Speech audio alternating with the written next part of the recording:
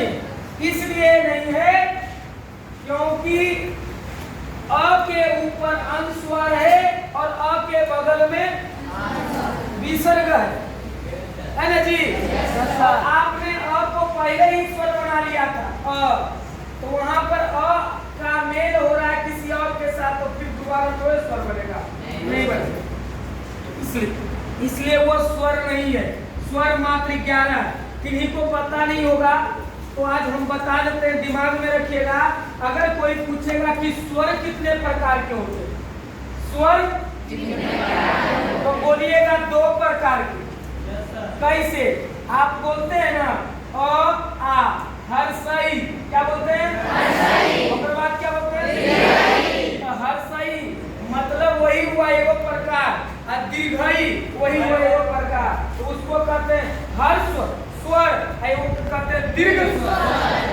एगो कहेंगे हर्ष स्वर, दूसरा कहेंगे दीर्घ स्वर। यही 2 स्वर होता है। हर्ष स्वर में कम समय लगता है, दीर्घ स्वर में ज्यादा समय लगता है। समझ रहे हैं? तो यही है दीर्घ मतलब ज्यादा। आप लोग क्वेश्चन पढ़ते होंगे तो दीर्घ उत्तरीय और लघु उत्तरीय।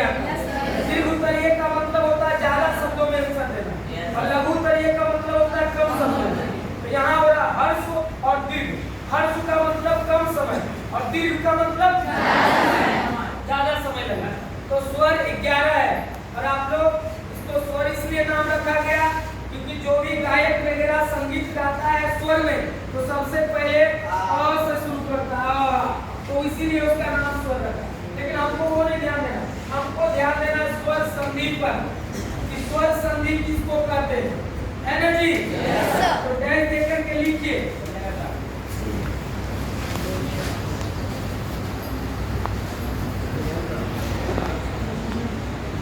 लिखेंगे स्वर वर्णों के साथ,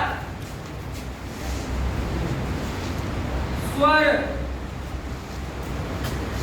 वर्णों के साथ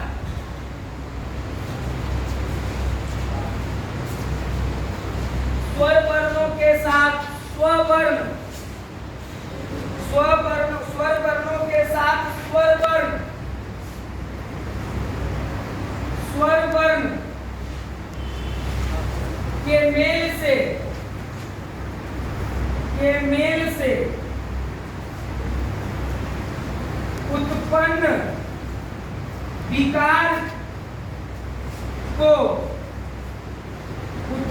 विकार को स्वर वर्णों के साथ स्वर वर्णों के मेल से उत्पन्न विकार को स्वर संधि कहते हैं।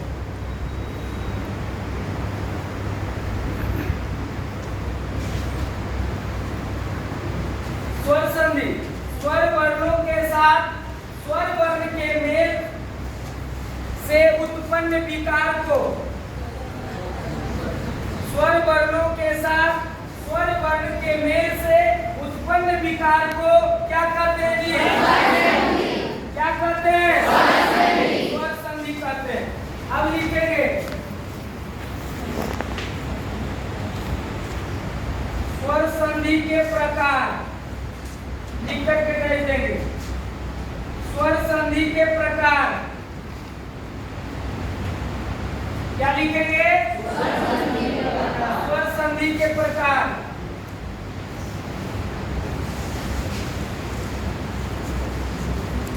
लिखेंगे स्वर संधि 5 प्रकार के होते हैं। स्वर संधि 5 प्रकार के होते हैं। कितने प्रकार के होते हैं? स्वर संधि 5 प्रकार के होते हैं।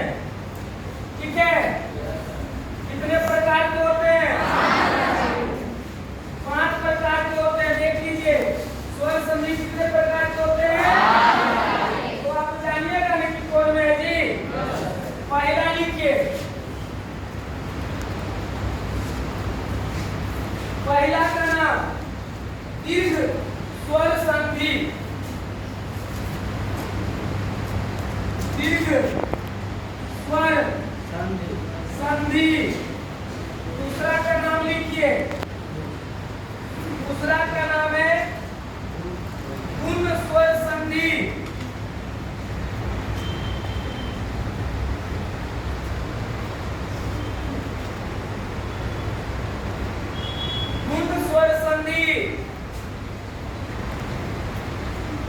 तीसरा का नाम है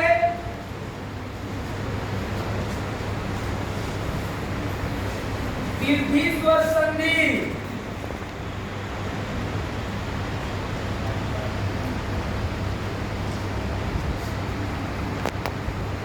और चौथा का नाम है यंग स्वर संधि।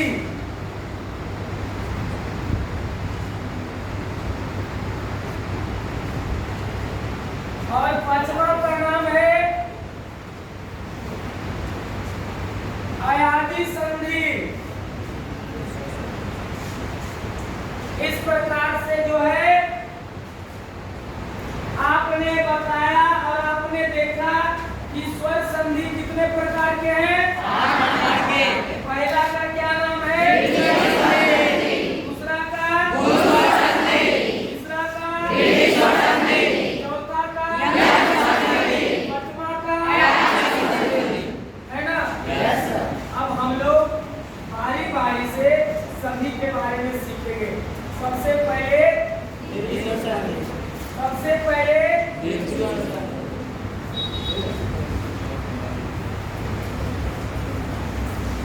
दीर्घ स्वर संधि के बारे में जानेंगे।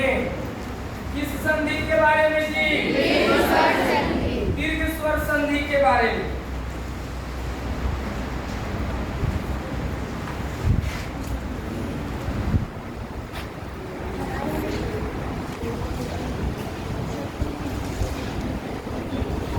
क्या